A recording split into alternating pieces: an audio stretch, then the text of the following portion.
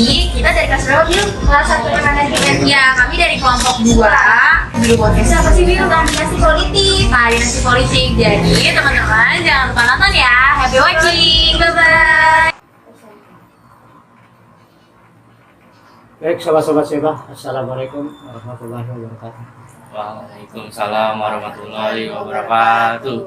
Kita jumpa lagi dalam podcast bersama mahasiswa Fakultas Ekonomi dan Bisnis Universitas Islam Yusuf Tangerang. Bersama saya kali ini sudah ada 3 orang teman dari kelas 3 orang mahasiswa dari kelas 1E. Prodi Manajemen, Fakultas Manajemen, Prodi Manajemen Fakultas Ekonomi dan Bisnis. Ya. Oke. Saya persilakan kenalkan diri. Nama saya Dea Marsanda Putri Suwarja, saya dari kelas 1E Manajemen Sore. Nama saya Ciara Dewi Karira. Nama saya Faria Basaputra dari kelas Manajemen Sore. Oke, kali ini yang akan kita angkat sebagai topik adalah masalah dinasti politik.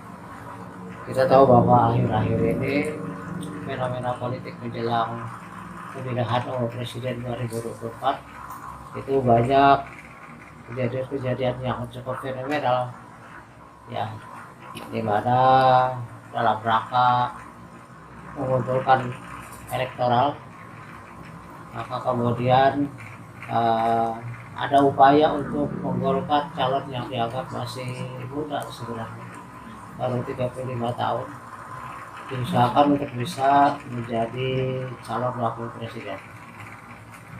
Padahal ketentuannya adalah 40 tahun. Sebenarnya dalam hal politik itu biasa-biasa aja, karena di negara lain juga kalau memang rasanya seseorang itu sudah dianggap mapan meskipun umurnya masih sangat muda, ada problem. Cuma kalau di negara tertentu seperti kita ya memang apa saja bisa menjadi satu isu politik yang cukup hangat. Kalau kita lihat lagi dari sejarahnya Republik kita ini, di mana tidak ada dinasti politik, semuanya juga pasti ada dinasti politik. Soekarno kan dinasti politiknya itu Megawati Sama Tuan. Megawati, terus kemudian Puan Maharani, ya kan? Iya. Kemudian Soeharto, dinasti politiknya adalah Tommy Soeharto dan Mbak Tutut, Siti Hadiati Rukmana. Terus kemudian lagi SBY dinasti politiknya ya kemudian Agus Harimurti sama Ibas, ya kan? Ada yang juga muncul anaknya tapi kemudian tidak sampai masuk ke gelanggang politik praktis, misalnya Yeni Wahid anaknya Gus Dur, ya. Terus kemudian mungkin yang kagak ada sama sekali B.J. Habibie, karena B.J. Habibie itu anaknya adalah teknokrat yang tidak ikut politik. Jadi kalau dibilang hampir semuanya itu dinasti politik itu pasti ada, karena setiap orang yang berkuasa pasti ingin supaya anaknya juga meneruskan cita-citanya. Belum tentu pengen berkuasa dalam arti jadi orang penguasa negara, belum tentu. Bisa jadi yang jadi pertimbangannya adalah masalah cita-cita, ya, cita-cita yang dia ingin supaya diteruskan oleh generasi berikutnya.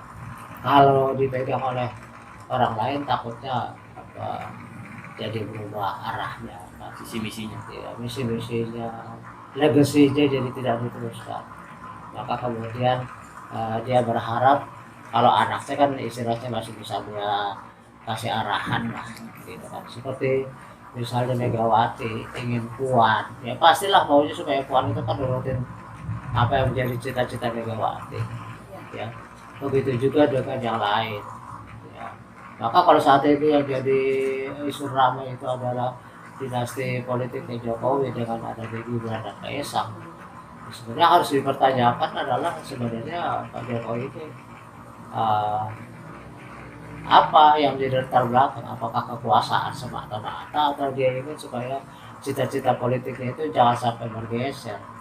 dia ingin supaya cita-cita politiknya itu ada yang meneruskan sesuai dengan yang dia harapkan.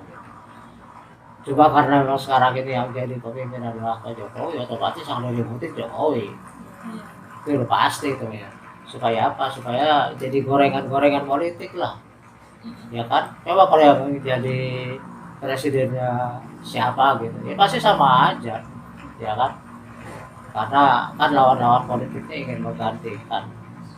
Kalau Iya. kemudian Jokowi diteruskan oleh Gibran, otomatis kan masih Jokowi juga. Kan masih Iya, karena masih keturunan dia gitu. Jadi dalam hal ini dinasti politik itu bukan sesuatu yang istimewa. Ya, coba barangkali yang agak jadi ramai itu karena ada ketentuan dari mahkamah ketentuan undang-undang yang membatasi batas usia dari seorang calon wakil presiden yaitu 40 tahun. Kemudian ada putusan Mahkamah Agung yang akhirnya memberi jalan Gibran tetap bisa jadi cawapres, tapi bukan dari usia tapi dari pengalaman sebagai pemimpin daerah. Walaupun juga masih minim, baru 2 tahun kok. Ya kan. Tapi lebih parah lagi kan AHY malah sama sekali nggak pernah kan. gitu. Iya. Kalau Puan Maharani malah masih minim, dia pernah jadi menteri, pernah jadi ketua DPR, jadi pengalaman justru Puan yang paling memenuhi. Kalau dari Tommy atau ini nggak ada pengalaman di pemerintahan. Tutut pernah, Siti Hadiyati Rukmana itu pernah jadi menteri sosial. Tapi kalau Megawati pernah, tapi kan kemudian begitu ikut pemilu kalah. Iya. Jadi Lagipula udah tua lah barangkali. Iya. Yang maunya kan Puan. Oke, saya jadi ingin dengarkan pendapat Anda dari generasi Gen Z, generasi muda. Sebenarnya fenomena seperti ini menurut Anda ya, jangan terpengaruh apa yang saya katakan tadi, bahwa menurut Anda sebelum dengarkan omongan saya aja, dinasti politik itu menurut Anda gimana? Siapa yang mulai? Politik dinasti itu menurut saya sih kayak berhubungan sama kerabatnya juga, sama keluarga juga, tapi ada sisi buruknya juga. Dia rentan dengan korupsi juga kan, Mbak. Pasti dari berapa kejadian seperti banyaknya pejabat dan lain-lain, itu juga terlalu rentan untuk korupsi dan juga nepotisme gitu, Mbak, menurut saya. Politik dinasti juga membuat kesalahan-kesalahan dari pemimpin itu tertutupi oleh masing-masing kerabatnya. Jadi dampak negatifnya sih cukup banyak, Mbak. Tapi dampak positifnya juga bisa melanjutkan visi misi dari pemimpin sebelumnya kepada pemimpin yang baru. Oke, Kerabatnya. ya, setuju. Terus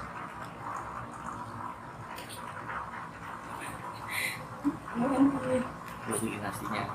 Iya, kalau misalkan itu sih sama kayak tadi, kayak si Fahri, kayak buat para politik untuk melanggengkan, terus kayak melanggengkan itu kayak mempersatukan dari kerabat, keluarga, atau politik-politik lainnya secara informal maupun formal. Seperti kayak kalau informal itu kayak bisnis-bisnis atau pekerjaan lainnya, kalau formal itu kayak pemerintah dan lainnya gitu. Anda mengatakan bahwa politik dinasti itu ada kaitannya dengan KKN,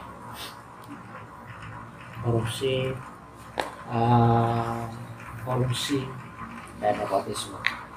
Korupsi itu jelas artinya itu mengurangi apa? Mengurangi ya macam-macam, mengurangi keuangan negara, anggaran diambil separuh, berarti itu mengurangi. Korupsi juga bisa berarti mengurangi peraturan yang seharusnya nggak bisa jadi bisa, peraturan yang tadinya nggak bisa, apa yang tadinya bisa jadi nggak bisa, itu juga korup juga masuknya. Ya, mengurangi. Terus kemudian kalau kolusi itu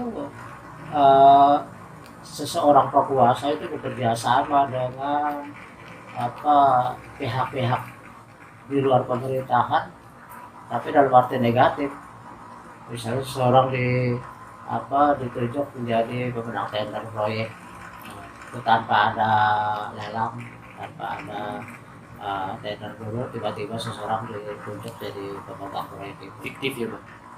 Bukan fiktif, seharusnya kan peraturannya itu semua orang harus ikut lelang dulu. Pemerintah bilang ini saya punya proyek A, anggarannya sekian, siapa di antara Anda yang bisa mengerjakan ini dengan mutu paling bagus dengan harga yang paling Yang 1 juta sesuai dengan anggaran yang ada.